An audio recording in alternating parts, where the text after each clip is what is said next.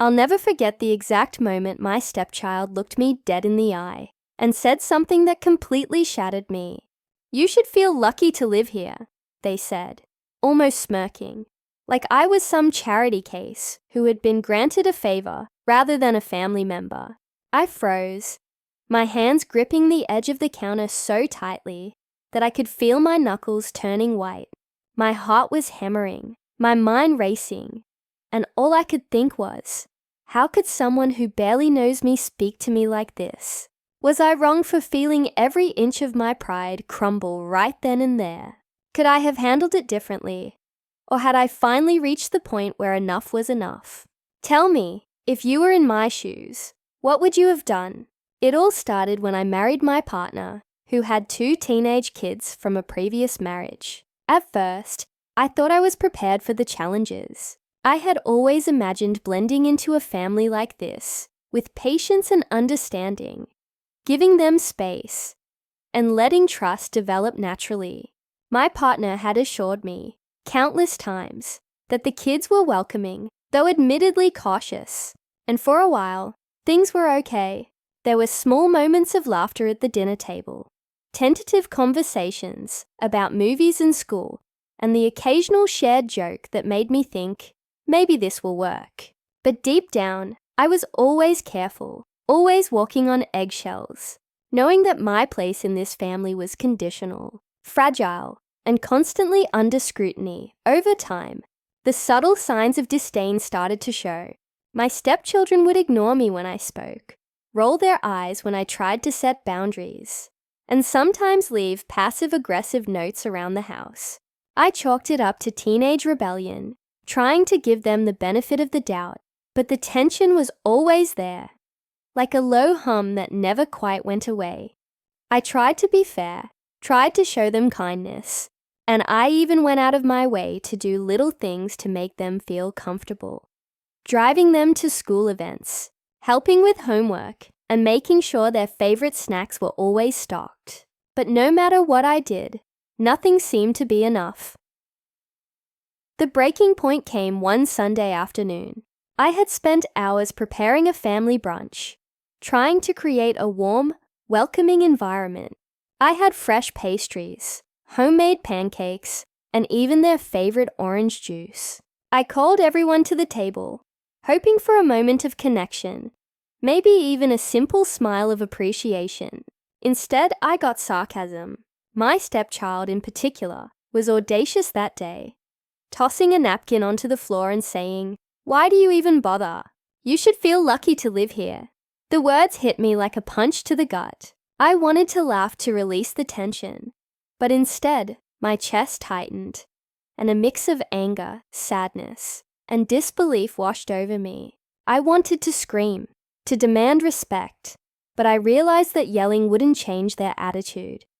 I spent that night awake, replaying the scene over and over in my head.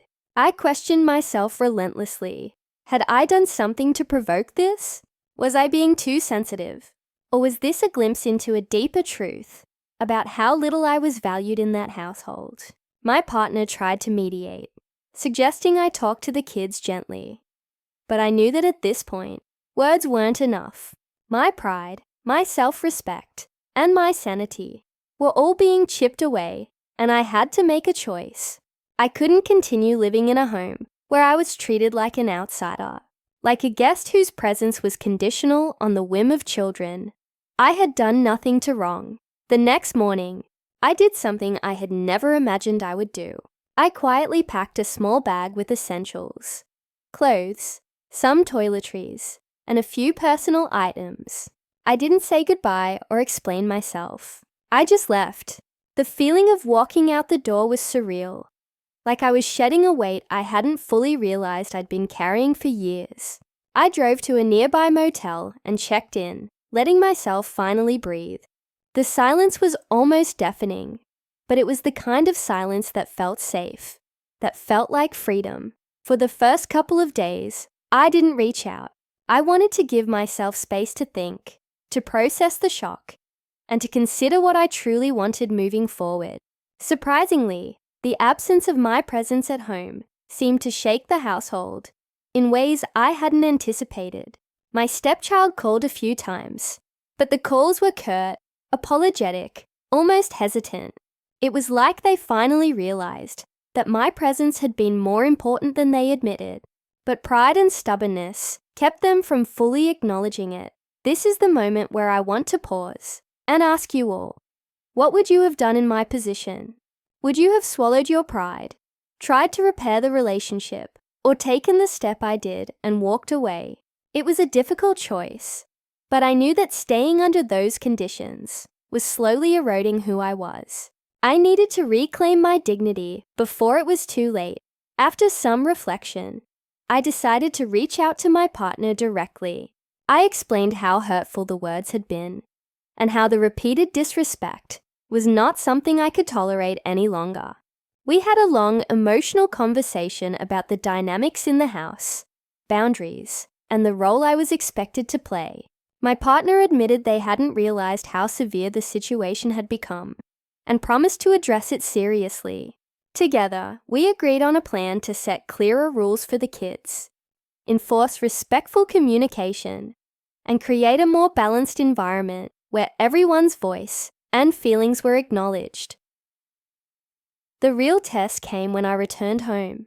The house felt different somehow, charged with tension and uncertainty. I confronted my stepchild calmly but firmly, explaining that while I loved being part of the family, I would no longer accept being treated as an outsider or someone whose presence was negotiable. Their initial reaction was shock, followed by a defensive stance.